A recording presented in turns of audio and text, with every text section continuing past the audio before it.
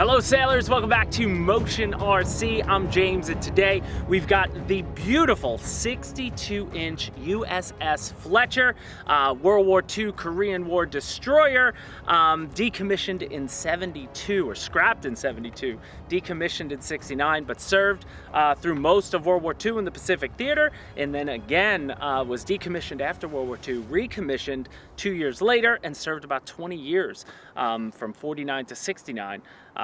In the Korean War. So super cool to have it in front of us and out on a beautiful day at Lake Allatoona. We've got glass, we got no wind, just a perfect calm day to get this boat out to sea, out to sail.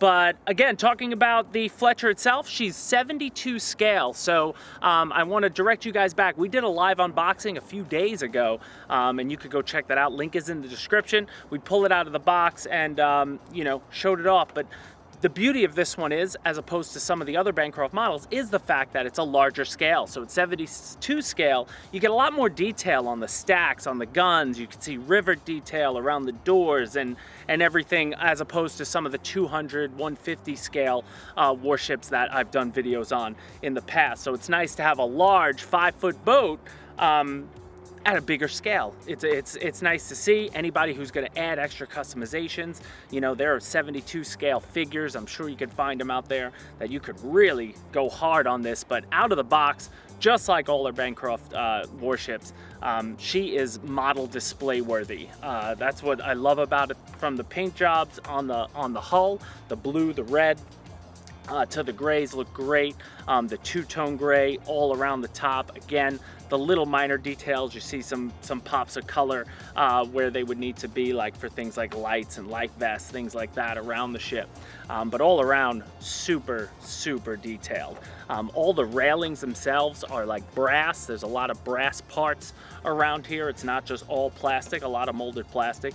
The rigging though, out of the box, done already as far as tied. You know, just be careful when you do put the rigging on. Watch my unboxing video. I show you how to do it wrong, and then I showed myself how to do it right. When you do these mainmast riggings, because they're all connected already, you just have to do the final connection, and they could get a little tangled. It took me all of 10 minutes after I went off the air to untangle it quick and work that out. So as far as the boat itself though, as I said, 5 feet long, about 62 inches, a little over 5 feet long, which is awesome. And then as far as ballast goes, I only needed about 2 pounds of BBs is what I used, and I pushed that more up to the nose. When I took the ship out of the box and felt it, I could feel right off the bat that it already has a lot of weight with the motors towards the rear of this ship. So the center of gravity, just to get it back, I just added the weight to the front. Now, as far as getting inside, there are 2 hatches on the ship itself.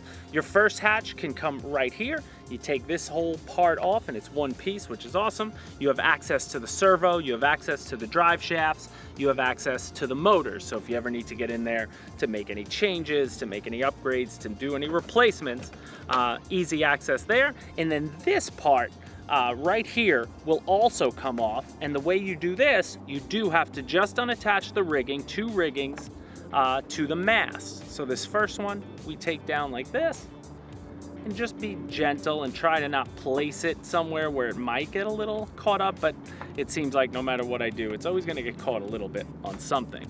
But I can take this off, and boom, you can have a look inside, and what you'll find in there is the Admiral 2800 2S LiPo pack. So that's this one right here, the Admiral 2800 2S. You could drive these ships around for about 20 minutes on this LiPo pack, no problem. And I would think even at full throttle, you don't use much power in these boats. So a 2800 2S pack is more than enough. If you went to anything bigger as far as 2S goes, you could be out on the lake for hours if you wanted to.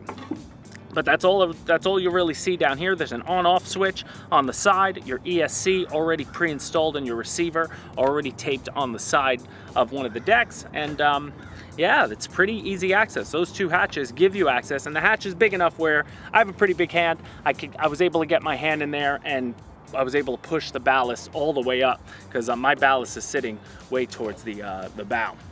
And then also the last great thing before we get it in the water is that this ship comes ready to run. So you see it here, you get your transmitter, and that's going to give you access. I actually have it on right now. So we have rudder, which is going to be left and right. You can hear the rudder moving. You have the throttle, which is going to be forward and reverse. So either way you want to go is just on this stick.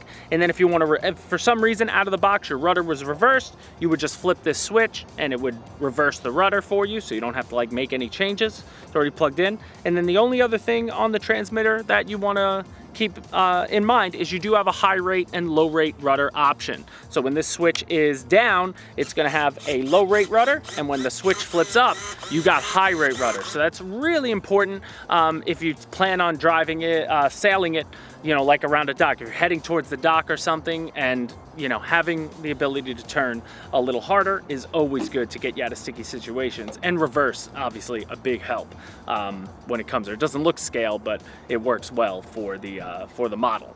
So now putting it in the water, guys, sailing her around on this perfect day, she looks absolutely awesome. The 2 pounds of weight I have up front, you know, really just ballasted out very nicely.